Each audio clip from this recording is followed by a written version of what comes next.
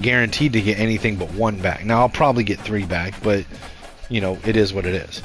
So you can see a quick thing here on need, but I would also make sure you know your team's needs. Do you need to go take care of him?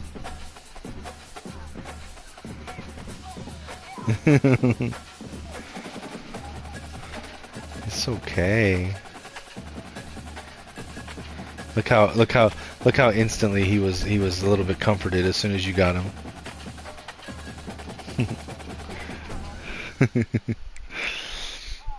Let me know when you're ready. You'll have to pull up the new broadcast on my page. Okay, no problem. No worries. Just let me know when you're ready.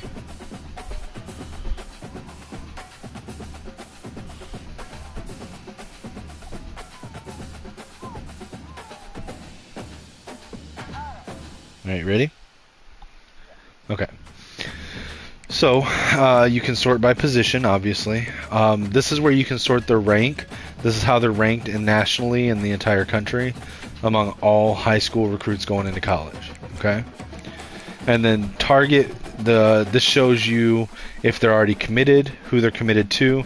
If they're not committed, they'll have nothing there. The green light means that you're in their top whatever stage they're at, and that they're interested in you. But it just tells you sort of their current status. Okay. Now with L2 and R2, you can refine the search. So with R2, I can search by any state. I can go to recommended.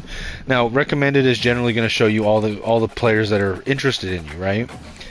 So I'll usually sort that either by interest and then go down and I'll hit the 4 and 5 stars first, or I'll sort by star rating and start at the top, right? But you could also sort this any state. You can search by the top prospects in the class. You can search by your pipeline specifically, showing your pipeline players. You can search by star prospects, 5, 4, 3, 2, 1, and you can search by whatever state if you want to look at a specific state's recruits. Okay. On the L2 one, you can search by positions. Okay. Now, one of the biggest differences between this and Madden is there's an athlete position that doesn't have an actual position on the field. This means that they are an athlete that could play multiple positions for you, and you can recruit them. Now, you can tell kind of what they're going to be if you look over at their tendency. Like this says physical, so he definitely could be a wide receiver. But once you get him, if he recruits to you, once you get him, you can see what he might be good at 5 different positions, and you can say, you know what, I know you're a good receiver, but I actually could use you better as a cornerback, so I'm going to put you at corner. So athletes are pretty awesome. It's something unique to college, so make sure you know you're aware of that as well. So you go through now you have your recruiting board. Okay, if you look up at the top right, I've got it shows me targets. It shows me scholarships, and it shows me hours, okay? Targets are how many I put on my board. So if I go here and I put 20 players on my board, it'll say 20 of 35. 35 is the maximum number of players I can put on my board at any given time. And I can remove them off of my prospect board if I want to add someone else on, but I can only have up to 35 targets at a time, right? Scholarships is that you can give up to 35 new players scholarships every year. You don't have to give 35. Most teams give somewhere between 15 to 25 every year, but you can give 35 scholarships a year if you want. So the hours are what's important. They're your currency that you spend. It's kind of like your spell slots are your currency if you're a wizard, right? That's how many hours per week you can spend to recruit players or to do things to learn about players. The bigger schools have more hours. The smaller schools have much less hours and have to be more frugal with where they spend their hours. Your hours that you get are dependent on your prestige. So if you go over to my school like we were looking at earlier, see under Wolverines where it has 5 stars? So you can be a 1, 1.5, 2, 2.5, and so up, all the way up to 5. So there's actually a 10-step prestige level that determines your hours. The higher prestige, the more hours. So I'm a 5-star school. I have 1,250 hours in the off season. In the season, that goes down to 1,000. Now, I'm sure Alabama's the same way. But if you were a 3-star school, you're only going to have 500 hours a week that you can spend. But if your team your prestige can go up and down. So if you do poorly, your prestige is going to go down, your hours are going to go down. Okay? And if you notice in the My Team thing, I didn't go over this with you earlier, if you highlight some of these can change over time. Some of them don't, some of them can. Championship contender, right now for me it's an A. That can literally change up and down based on every win or loss. So if I lose a game, that can go down. Program traditions generally going to stay the same for the most part, but if you have national titles, Heisman winners, or if you win a lot of games, that can increase. Campus lifestyle doesn't change at all. It is what it is. If your school's a popular party school that players like to be at, then you're going to have a high one. If you're in the middle of like a desert wasteland, then you're probably not going to have a great campus lifestyle.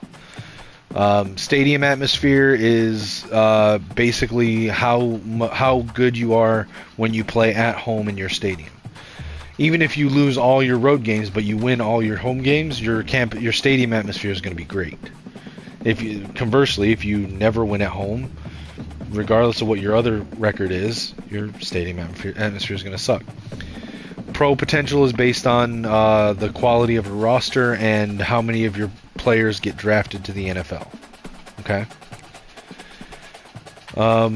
Brand exposure is going to be how good you do on your important games, like your rivalry games, your nationally televised games. If you have games of the week, if you win at those, your brand exposure goes up. This is basically the games version of NIL.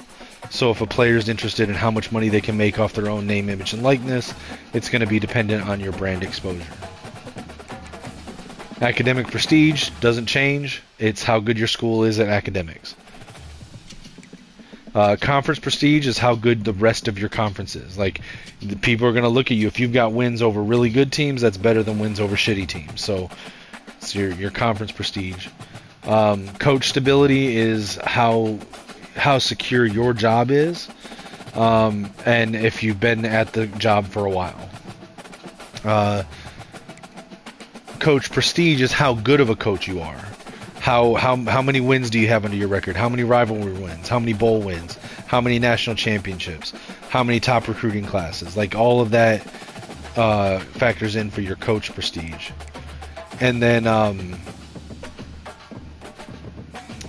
your athletic facilities are basically tied to your team prestige. The better your team, the better your athletic facilities for the players that care about that. There's 3 others that don't have a set grade. It's actually based on how you actually play the game, and other things. So playing time is going to depend on the position and who you already have there.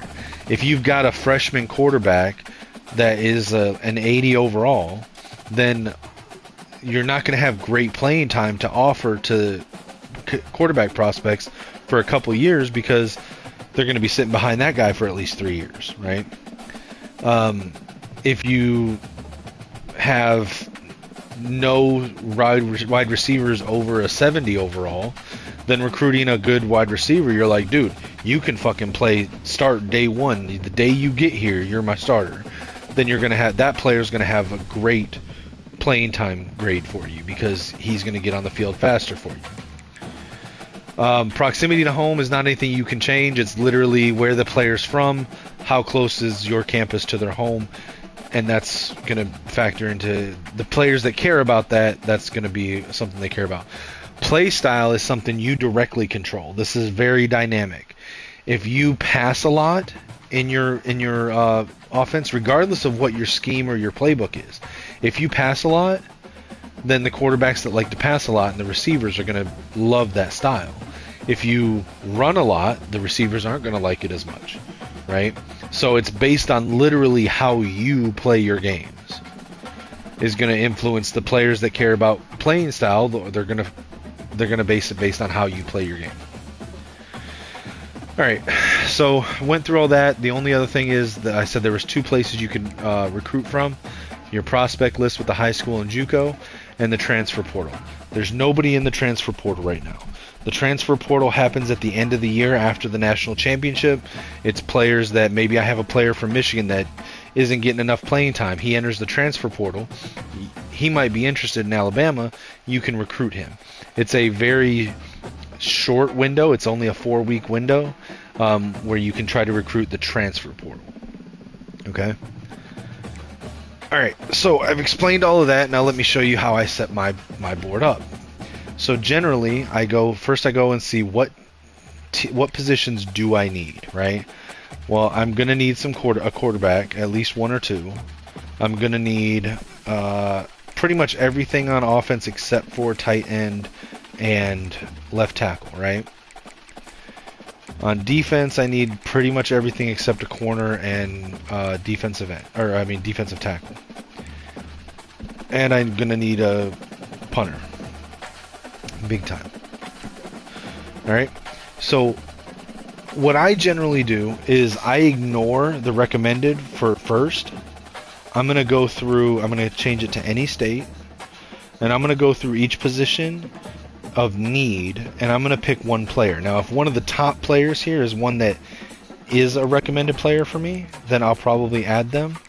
But I want to at least try for a couple guys that might even be out of my normal target range. Just a couple, like 3 to 5 every year, right? So I'm going to add this quarterback because he's actually in my pipeline. He's a 5-star. He's a field general, which is the type of quarterback I like. I've got 3 pipeline points on him, so I'm going to add him. Going to halfback. Let's see. I prefer elusive backs. Here's the #1 athlete in the country who projects as a elusive halfback. Now notice I don't have the green circle. He doesn't have me in his top 10 interests. I don't have any pipelines to him, but I'm still going to try for him. So I'm going to add him to my board. But I know that I might not get him. Like, there's a good chance I won't get him. So let me add a guy that I'm probably going to be able to get. So just looking through my... Again, I like elusive back, so that's what I'm looking for, is an elusive back that I think I could get. Here's an athlete that projects as an elusive back. I've got 3 pipeline points.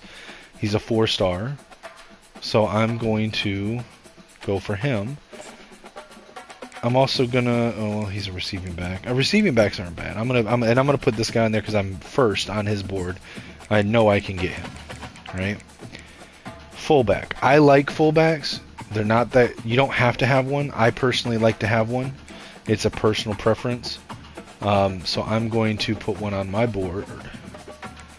Now, there's generally not a 4-star. It's usually 3-star or better for these guys. So I'm just going to put this guy on my board and call that a day. For receiver, let's see. So I like deep threat receivers. Physical receivers are also good if they're tall.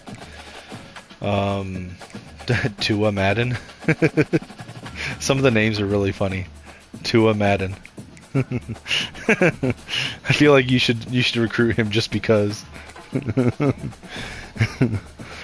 Let's see. Okay, so this guy is physical. He's 6'4". I'm gonna add him.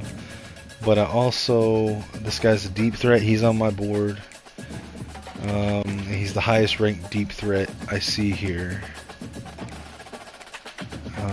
See on the left, those ones have deal breakers that I can't meet. Like this guy, he's from Paris, California. His deal breaker is proximity to home. Being in Michigan, I can't meet that deal breaker, right? Let's see. Here's another deep threat, Bobby Muhammad. That again, the name is so weird, Bobby Muhammad. I'm gonna check this guy. Let's see. He's a physical. This guy's a route runner. So I'm gonna go back up and I'm gonna add Bobby Muhammad. I'm gonna try for him. I don't really need a tight end, but I'm gonna see if there's any just out of this world prospects. I don't see one. This guy's got me first overall though, so I'm gonna add him just because I know he's an easy get for me. And he's an athlete, so he doesn't have to play tight end. He's just projected as a tight end. Now here's offensive tackles. Now, if you notice, this is not left tackle and right tackle. This is offensive tackles. It shows both here, right? So I'm going to add a couple. I'll probably add 2 or 3. This guy's the only 5-star in the class, and he's got me 8th overall, so I'm going to add him because why not? Now, I personally like on offense pass protectors and agile. Power is good for running, but I like pass protectors and agile personally.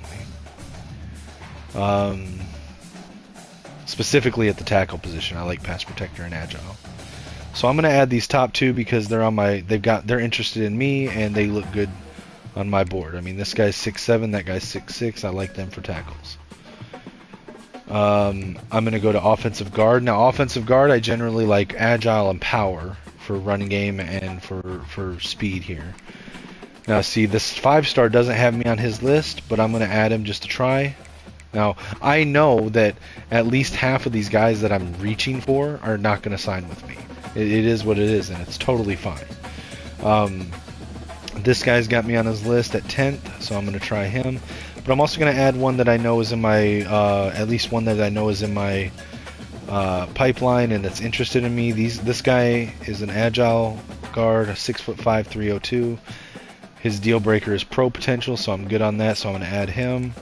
This guy's got me first on his board, and I'm going to add him as well. Alright, so then I go to center. I do need to add a center, so let's see. See, none of these top ones have me on theirs. This guy does. He's an athlete. This guy's projected as an agile center.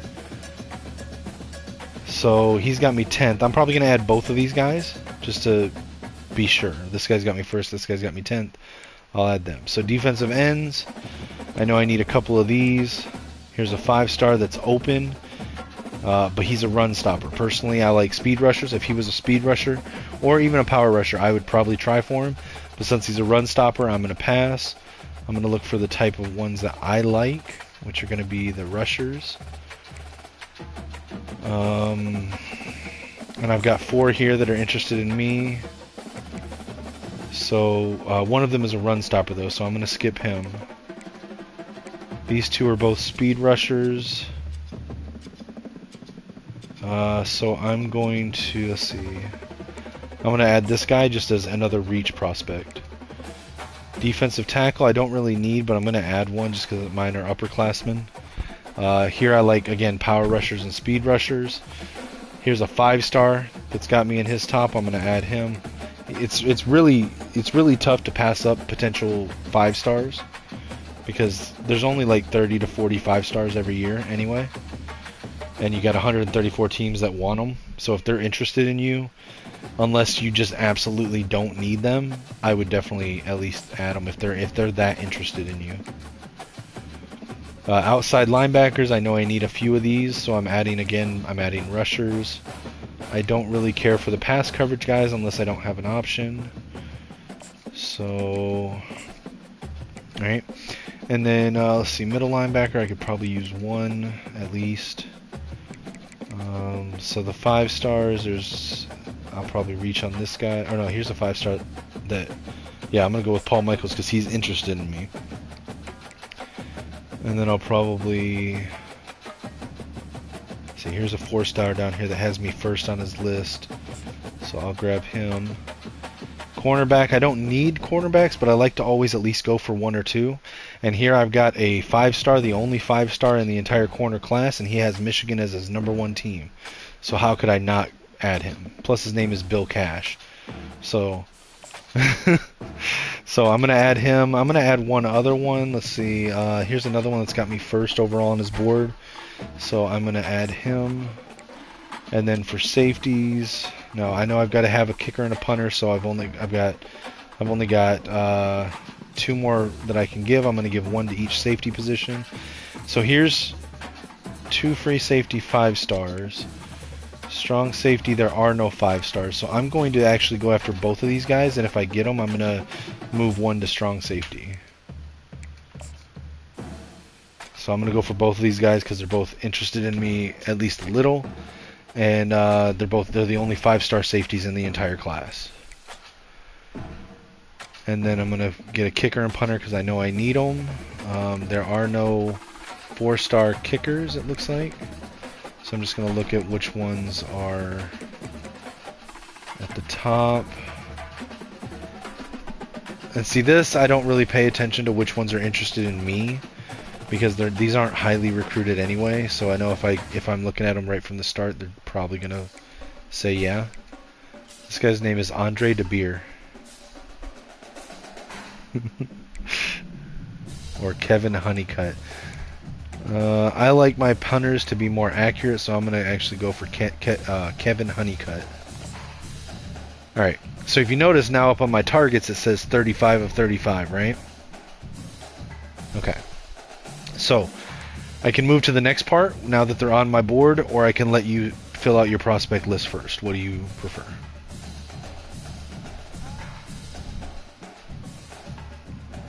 Okay. Go ahead and fill out your prospect list. If you have any questions, ask me. I'm happy to help. But you let me know if you need that help. I'm going to reorder my board while you're doing that. That way, and I can show you what I did after that.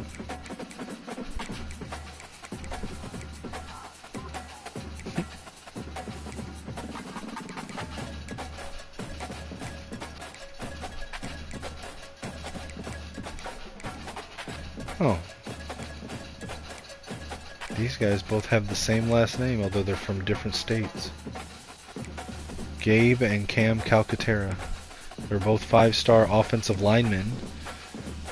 And one's from Georgia, the other's from Mississippi. I bet they have the same father. They're both offensive linemen. One is 6'7", 318, the other's 6'4", 290. And they have the same last name? Come on. Something's going on there.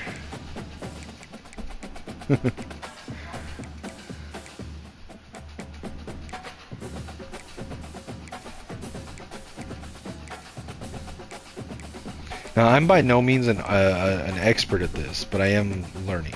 I'm getting better at it.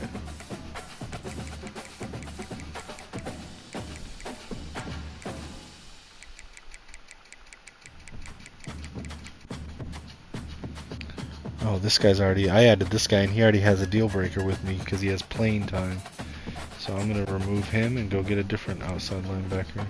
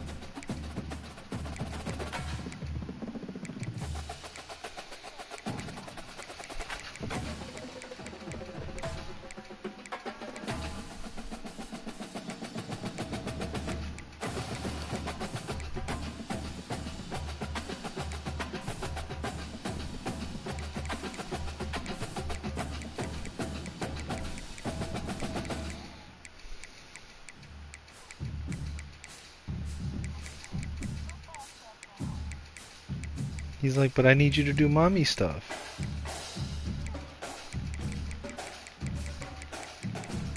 Like, I like it when you do mommy stuff.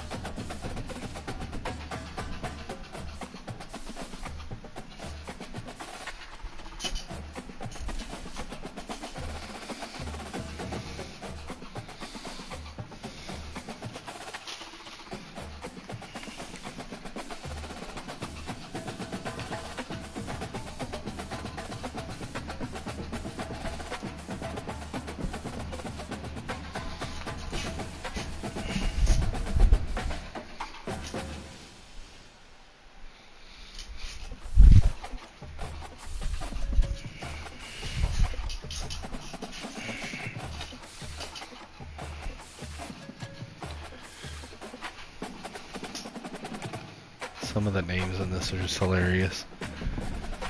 I've got a quarterback on my board named Coco Fink. Diego I don't even know how to pronounce that. Decicco? DeChico? Yeah, that's what I think it's. I think it is DeChico. His name is Diego DeChico. Let's see what I got. London Otis, Gregory Cook, Deshaun Savage, Bill Cash, Isaac Moses. Let's see.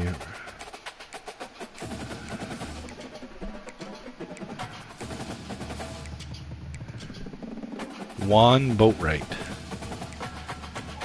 Zach Chin. His last name is just Chin, but he's a white guy.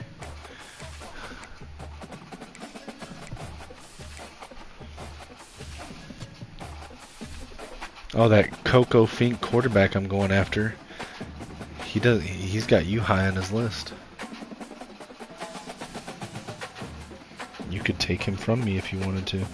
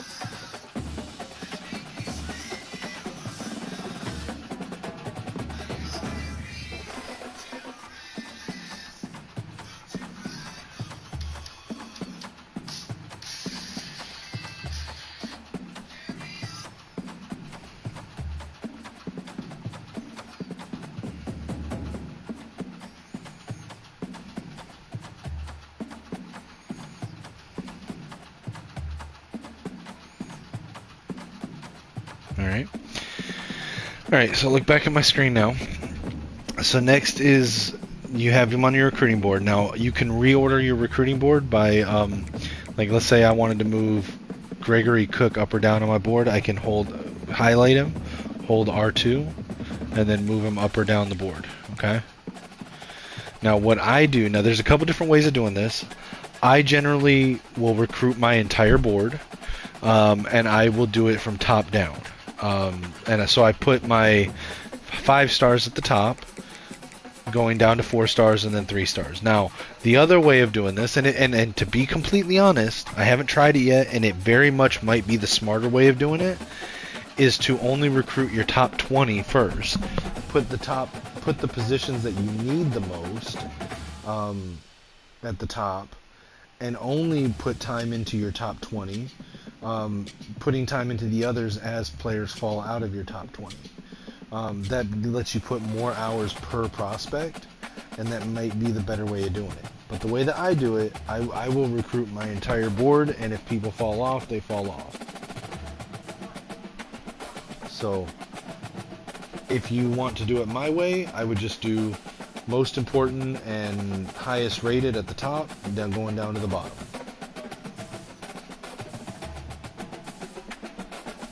Now, the one caveat that I think I'm going to change is because I desperately need to get a punter and kicker this season. Even though they're only 3 stars, I'm going to move them to like 19 and 20 on my board. Just to prioritize them a little bit more than like my 7th guard. But I do this a little slightly different, like every time I do it as I'm learning it. So like, I'm just teaching it to you right now, but like as you get comfortable with it, if you find or think that you should do it a different way or change things, like, it's your board. Go for it.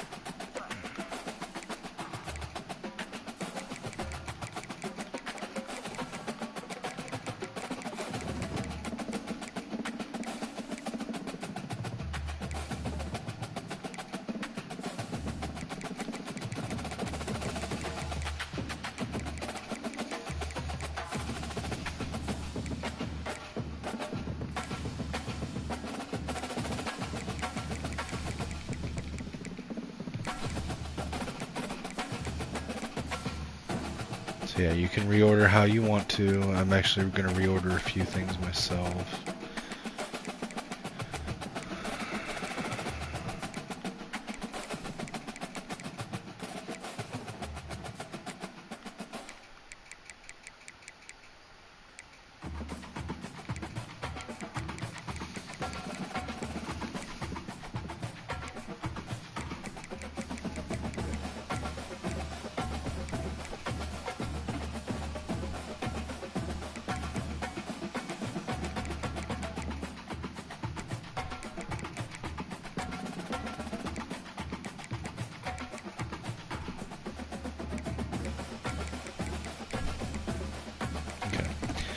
So, all right. So there's, we're in the preseason right now. The preseason is slightly different in what we can do here, and now I only recommend this part, or at least part of this part, if you're a 4 or 5-star school, which meaning that you have 900 or more hours to spend doing this. Okay. So I'm just gonna go to the top of my board. And Coco Fink, I'm going to show you with him first. So if you highlight him and hit X, you're going to go into the player, and you've got 3 different tabs that you can see on him. You've got his overview, which shows you his top 9 teams, where he's at with his recruitment. So if you look next to his character icon or face, you see that bar to the right hand side that is all like mostly not full. That shows you how close he is to making the cut for his top 8, his top 5, top 3, etc. Right? It's going to basically go along with the influence of his top school. So right now it's Georgia. So when that top school gets all the way to the right, whatever school's at the top, at the time that it gets all the way to the right, that's when he'll make his top 8 cutoff. So I'm not personally, you're at his top 4 right now, but I'm not personally on his board right now. So my immediate goal with this guy is to get into his top 8 before he cuts to his top 8, right? Otherwise I'll be locked out. So I've got to recruit him hard because I'm not in his top 8 already like you are. And the ones that are in his top 8 are all really good schools. So the next thing you can see if you go over with R1 is your recruiting. This is where you take your actions, okay? Now we can't do a lot here because it's preseason. So I'm going to explain this a little bit more once we get into the next week. But if you go over to the right side, we have scouting, okay? Now, when I first started this, the first time I went in, I was fully scouting everybody. I don't think we need to do that. I wasn't actually paying attention to what was on here because it didn't really matter, because at the end of the day, these are still the top recruits in the entire country. So I don't think you actually need to scout anybody that's a 4 or 5 star. No matter what, they're going to be good players, right? So, but in preseason, we've got 1,250 hours. You have 1,252, right? You're a 5-star school, right? Okay. So we have 1,250 hours, and the only thing we can spend them on is offer scholarship and scouting. Every other week we'll be able to do other actions, but in the preseason, the only thing you can do is offer a scholarship and scout. So, first thing I'm going to do is I'm going to go through and offer every one of these guys a scholarship, because that's going to be a huge bump if you're one of the first ones to offer them a scholarship to getting up into their top teams. All right. So the first thing I'm going to do is go through each and it's very rare, but you can get an instant commitment. If you offer them, they might commit to you on the spot. It's very rare, but it can happen. All right. So I'm going to go through and I'm going to offer every one of these guys a scholarship, because I know all of them are good.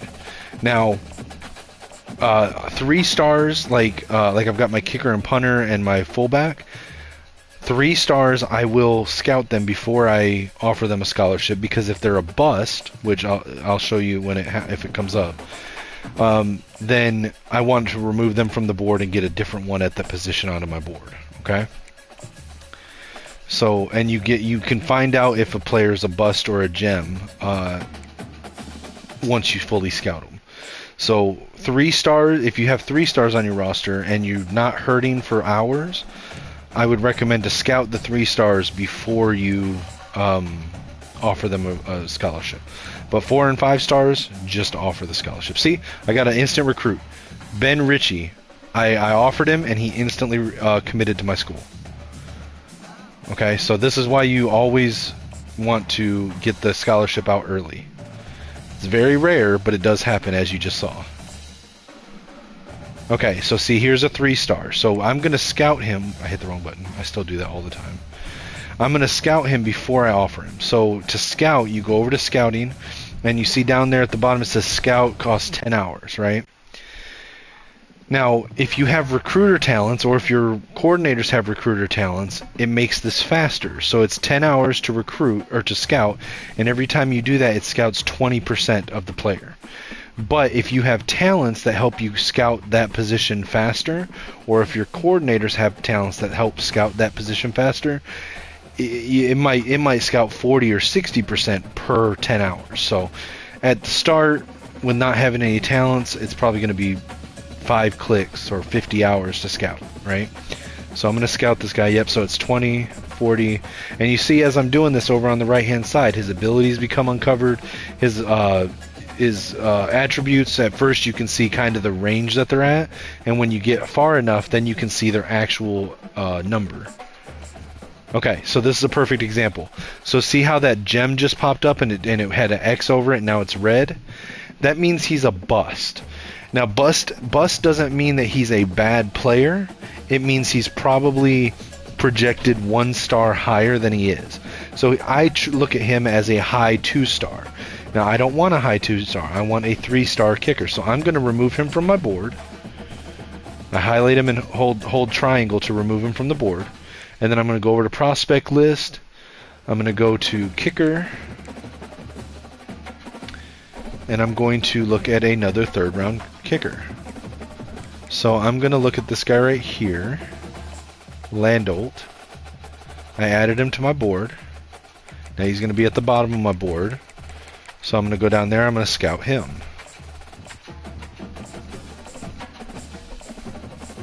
Now he's a gem. This is perfect. So he's a 3 star, but because he's a gem, the green gem means he's a gem, he's actually going to be better than the most 3 stars and probably a 4 star equivalent prospect. So now I'm going to move him back up to the position. Alright, so now because he's a gem, he's not a bust, I'm going to offer him the scholarship. Okay. Now I'm going to do the same thing to Honeycutt because he's also a punter, or I'm sorry, a 3 star. Right, so he's not a gem or a bust. He's exactly what we thought he was. I'm okay with that. I'm going to offer him a scholarship. I've got one other 3 star on my recruiting board. That's fullback Colin McQuiston. I'm going to do the same thing here. I'm going to scout him.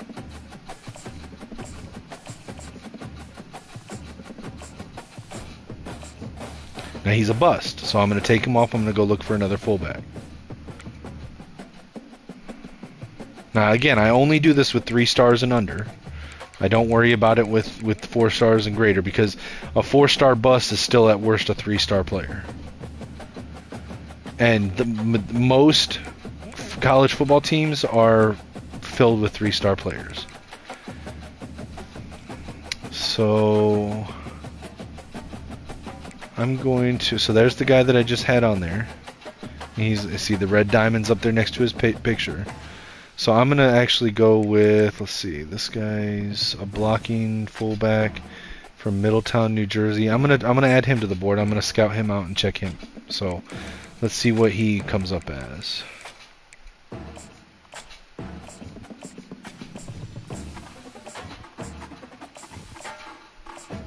And he's a gem. So see, now he's good. So I'm going to offer him a scholarship. I'm going to move him back up the board where I need him. Alright, now I'm going to continue like I was doing because those are the only 3 stars on my board. Oh, I just hit the wrong button again. I do this all the time. So now I'm going to go through and offer scholarships to the rest of the 4 stars on my board. Also, what I like to do just to keep my board clean is whenever I have commits, I move them to the top of the board. So that's just a personal preference. You don't have to do that. I just find it makes it easier and cleaner for me to see the prospects next to each other that I'm still recruiting. Alright, so offer scholarship. I'm just going to do this all the way down. I probably won't have any more instant commits. That's okay. But if I do, cool. If not, it's no big deal. Again, I don't expect the instant commits because it's very rare. Oh, I did have another instant commit. Cornerback. Russ Whitaker just committed. So instant commit. I'm going to move him back up to the top of the board. And see, instant commits are awesome because now that's 2 targets that I don't have to spend hours on every week because they've already committed. So, scholarship for this guy.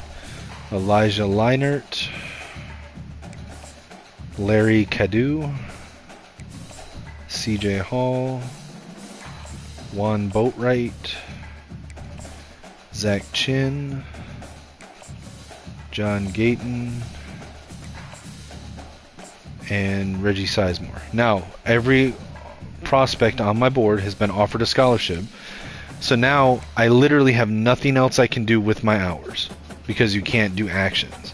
So I will use them for scouting here just to use them because it's the only other thing we can use them on. But after this week, I won't worry about scouting anything unless I have to add another 3-star to my board at some point. So I'm going to scout Fink. Alright. And he's not a gem or a bust, so he's going to stay exactly where he is. If I get a gem, I'll move him up the board. If I get a bust, I'll move him down the board. But they're going to stay on my board because, like I said, even a 4-star bust is still a 3-star at least. So, see? Diego DeChico.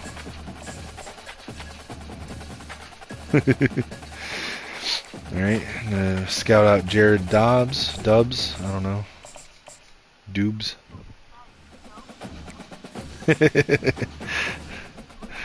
Landon Otis, I'm gonna scout him. Okay, so he's a 5-star gem. That means he's a generational talent. That means I'm going to put him at the very top of my board because I seriously want to get him. He is going to be amazing. And look, you're in his top 4 already, so you should be going after him too if you don't already have him. Landon Otis.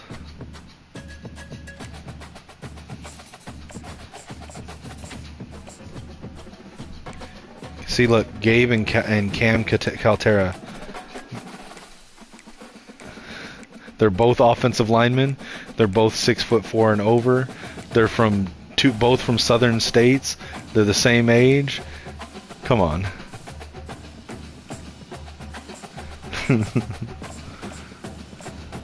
And Cam Caltera is a gem. So he is a generational talent. I have not got 2 5-star gems on the same recruiting board before. That's awesome.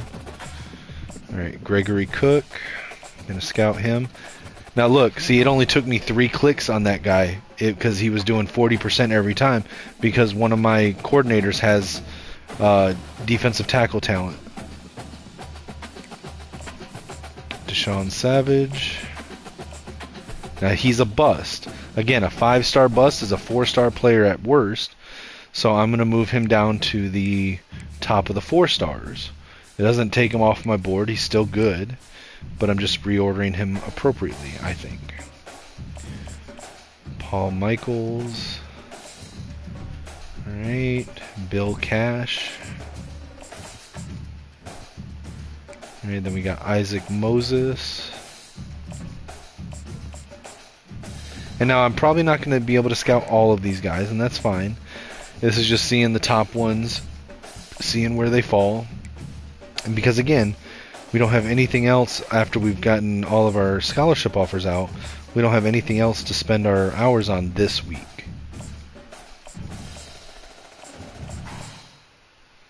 Jeremiah Horner. Bobby Muhammad.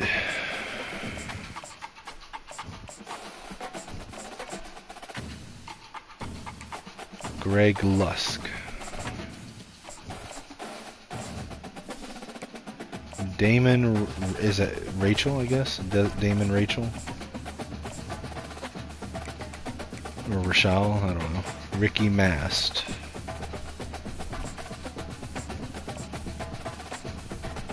Alright, and then we got Isaac Mixon out of Grand Rapids, Michigan.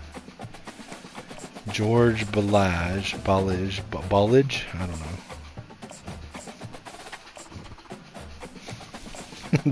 Look, George Ballage. Ballage, I don't know. I've never seen that last name before.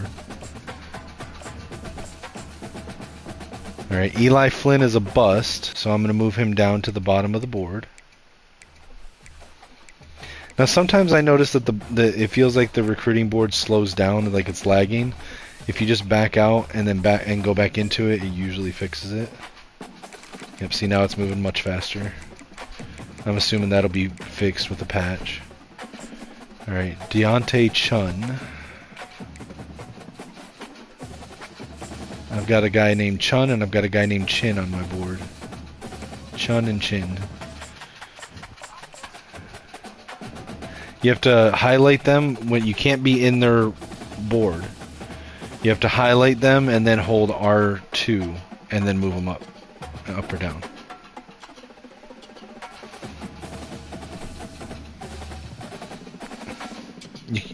Yeah, you can't be on like in their menus.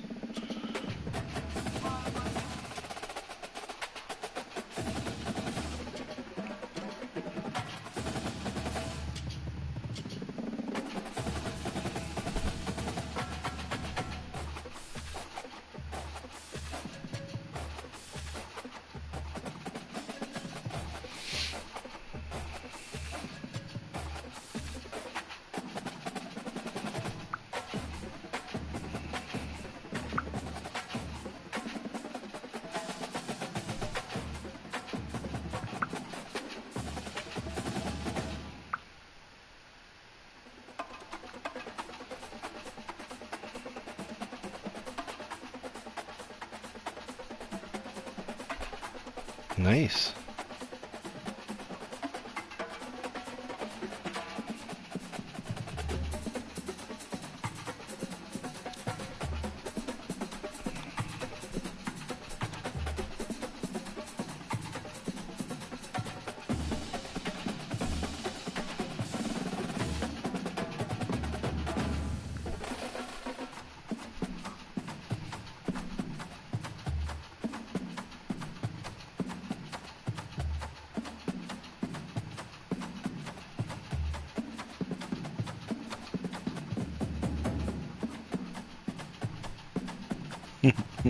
I knew you'd add him to your board just because his name's Tua Madden.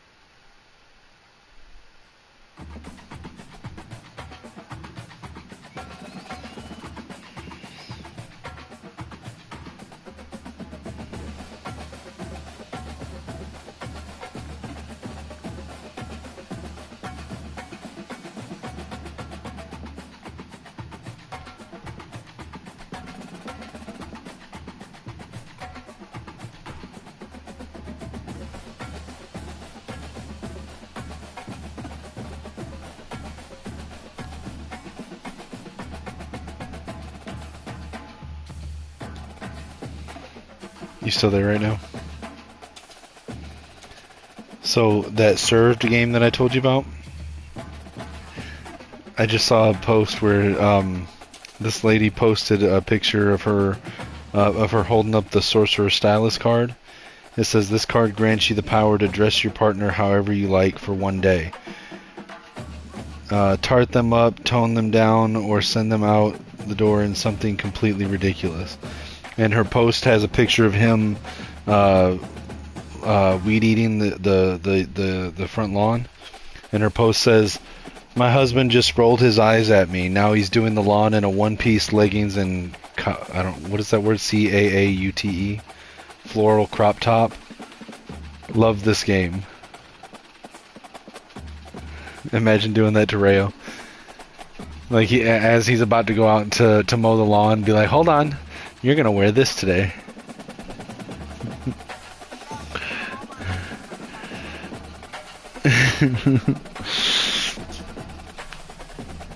Yeah, if I was dating anyone, I would totally have this game already. Like, it's amazing, but you need to take full advantage of this shit because like you can never turn them down. Like that's the rule, is you can't say no. Like if your partner plays a card, now you can put limitations. Like you can say, okay, because like you have to put a time frame on it. So you can say we're gonna play these hands for the next month or 2 months or whatever, and you can put a limitation of like each person can only play up to 1 card per day or something like that. But like once the rules are set, like if your a partner plays the card, you cannot say no.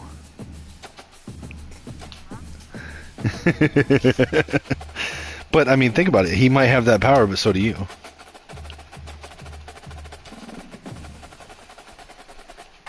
Because the game's no fun if you're just gonna say no.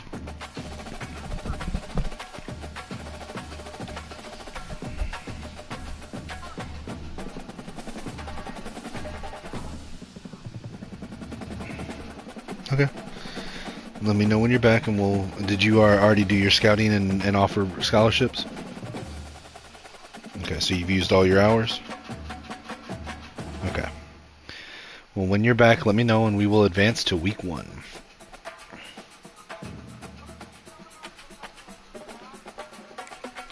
Oh, shit. Oh, I forgot all about the fucking draft. Holy shit.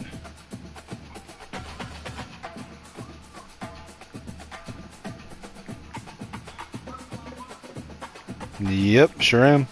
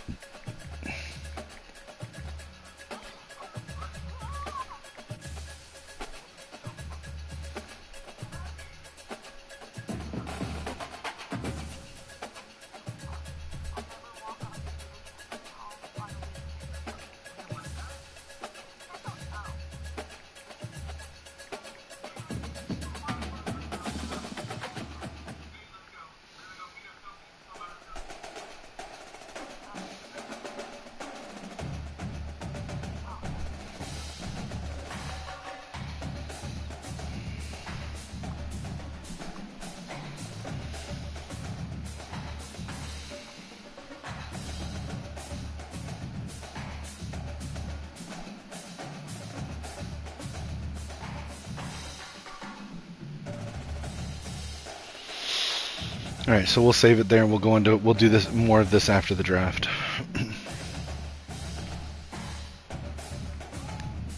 Sound good to you? We're going to at least get to week 3 tonight so that we can play our game. Okay?